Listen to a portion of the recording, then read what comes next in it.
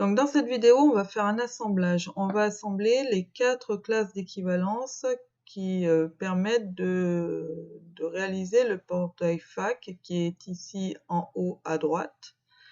Ce portail FAC est composé d'un socle, la pièce beige qui est solidaire du sol, d'un portail ou ventail, la pièce bleu foncé, et cette porte est actionnée grâce à un vérin qui est placé entre le socle et le portail, tel que le corps est bleu clair et la tige de vérin est la pièce rose.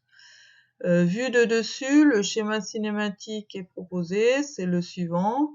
Donc un portail en liaison d'une part pivot avec le bâti, pivot avec la tige de vérin, corps de vérin en liaison pivot avec le bâti et entre le corps et la tige, une liaison pivot glissant. Avant de commencer l'assemblage, je vais vous demander d'ouvrir sur SolidWorks. Donc vous lancez le logiciel SolidWorks et vous ouvrez les 4 fichiers qui représentent le bâti, c'est-à-dire le socle, la tige de vérin, le corps de vérin et le ventail. Donc le premier s'appelle ensemble socle, ça c'est le bâti. CE ventail, c'est le portail, la porte. CE tige vérin, bah, c'est la tige. Et CE corps vérin, c'est l'ensemble bleu clair. Une fois que vous avez fait ça, donc moi je l'ai fait au préalable, vous faites fichier nouveau, assemblage. Et vous arrivez sur cette fenêtre-là.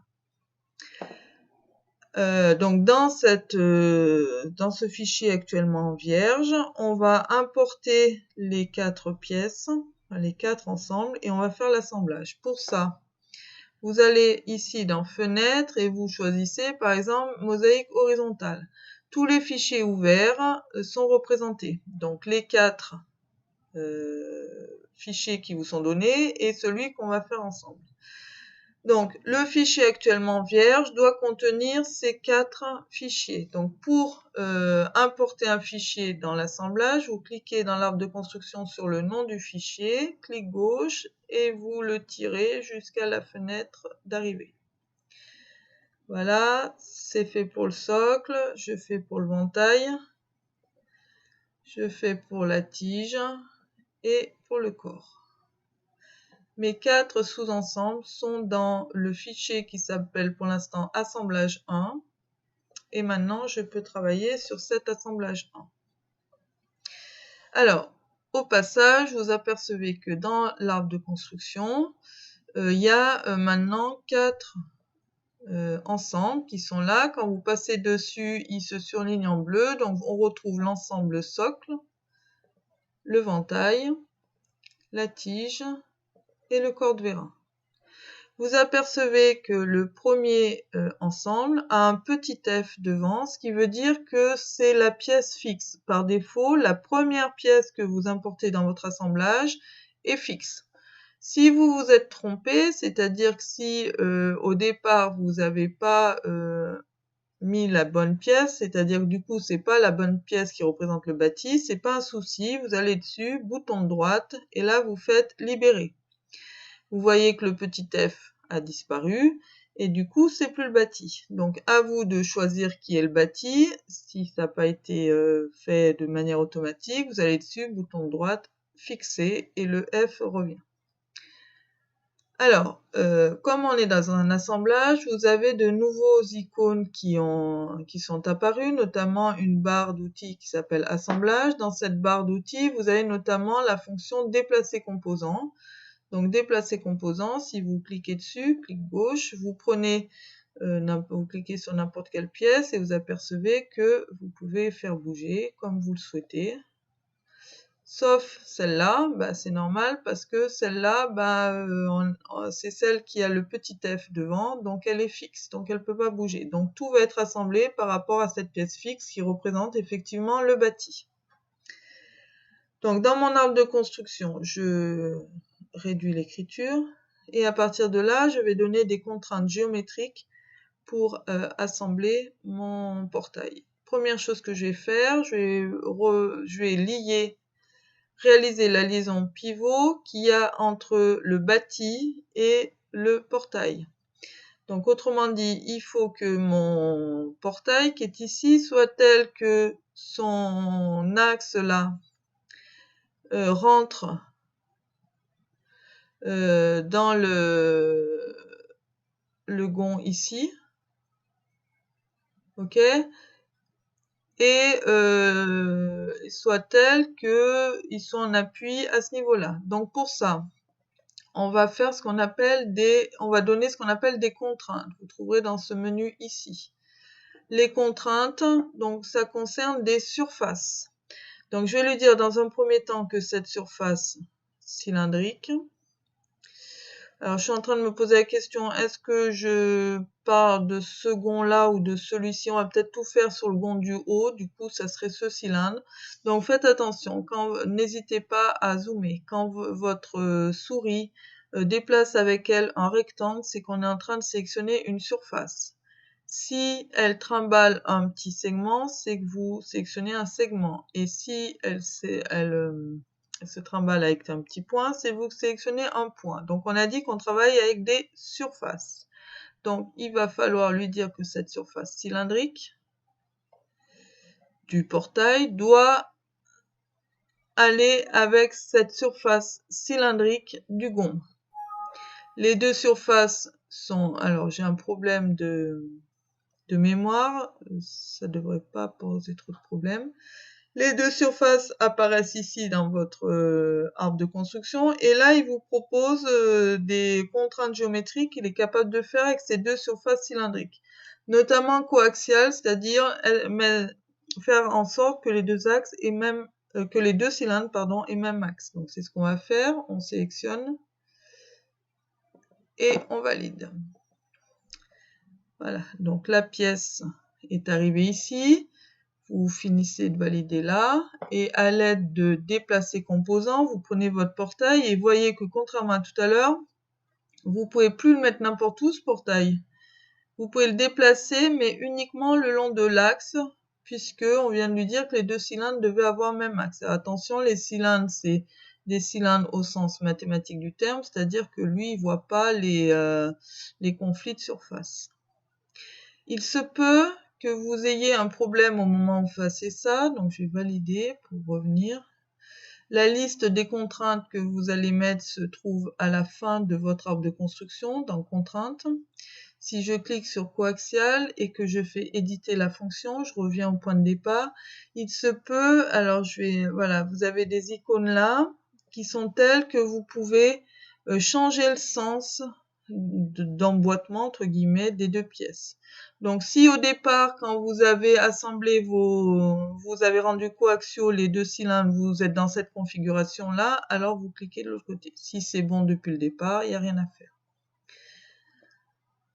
Voilà, je revalide, je reviens dans mon déplacé. Donc là maintenant le problème, il faut encore lui expliquer que il faut que le portail n'a pas le droit de se déplacer en translation, il est bloqué ici et pour ça on va lui dire que, alors je sors de ce menu là, je vais dans contraintes et je vais lui dire que cette surface du portail doit être avec cette surface, je fais attention, on sélectionne bien les surfaces, doivent être ce qu'il appelle coïncidents, c'est-à-dire les deux plans sont collés.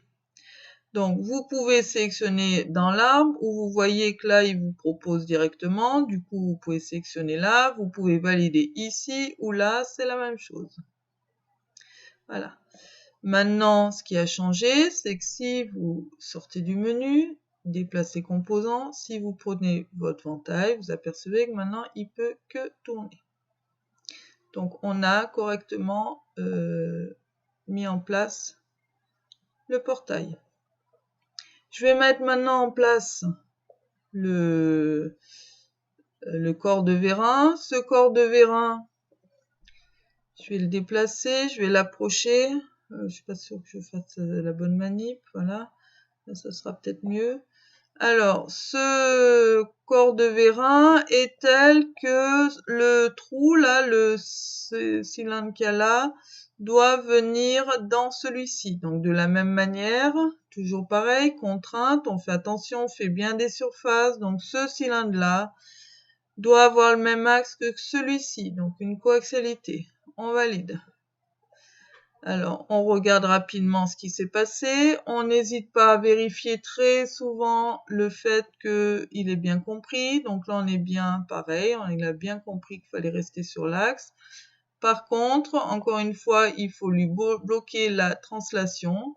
Donc, on va lui dire que on veut, contrainte, que ce plan et celui-ci soient coïncidents. Validé. Voilà, je sors du menu, je n'hésite pas à vérifier que tout va bien. Là maintenant, il peut que tourner, on est OK. Je vais maintenant assembler la tige de vérin à cette extrémité-là, ce qui correspond à ce qu'on avait dit tout à l'heure, c'est-à-dire la liaison tige, pardon, ventail. Excusez-moi, je reviens là. Où là, attention, on avait dit qu'on allait non pas faire un pivot comme c'est marqué là, mais un pivot glissant. Donc, pivot glissant, ça veut dire quoi? C'est juste un cylindre dans un cylindre. Donc, pour ça, à nouveau, je sors du menu. Alors, la partie concernée, c'est ici, contrainte, un cylindre qui doit être de même axe que ce cylindre-là. Donc, coaxialité, il l'a pris par défaut, validé. Voilà, je valide, je sors du menu, déplace composant pour voir. Alors attention, c'est normal, là je suis plus par rapport à quelque chose qui est fixe, hein, donc c'est plus difficile d'orienter ma tige. Ce que je peux faire provisoirement pour m'aider, c'est cette pièce-là qui est, alors je lis là, qui est le ventail. Provisoirement, je peux fixer, c'est-à-dire qu'elle va plus bouger. Ce qui va me permettre de déplacer ma tige, voilà. Là, elle est mieux orientée elle s'approche plus de sa position définitive, je valide. Et bien sûr, j'avais fixé le ventail provisoirement, donc je n'oublie pas d'aller le libérer. Ok? Et dernière chose, donc il faut un pivot glissant entre la tige et le corps. Donc on va lui dire à nouveau, lui donner à nouveau une contrainte. Un cylindre dans un cylindre. Alors là, on n'hésite pas à aller bien sectionner la bonne pièce. À nouveau, coaxialité par défaut, c'est bon, on valide. Je sors du menu, déplacer composants, et là, mon assemblage est terminé. J'ai bien reconstitué le mouvement des différentes pièces. Bien sûr, on verra dans la prochaine vidéo que si l'assemblage a été bien fait, c'est-à-dire que les contraintes sont correctement mises, je rappelle qu'elles doivent concerner des surfaces, s'il y a le nombre nécessaire et suffisant de contraintes, alors quand on va basculer dans le module mécanique de SolidWorks, c'est-à-dire Mecha 3D, automatiquement le logiciel va reconnaître les liaisons. Vous voyez que la liste des contraintes est marquée et répertoriée ici. Donc vous avez à l'écran toutes les contraintes que vous avez mises dans votre système. Voilà pour l'assemblage. Rendez-vous dans la prochaine vidéo pour le passage assemblage Mécanique 3D. Au revoir.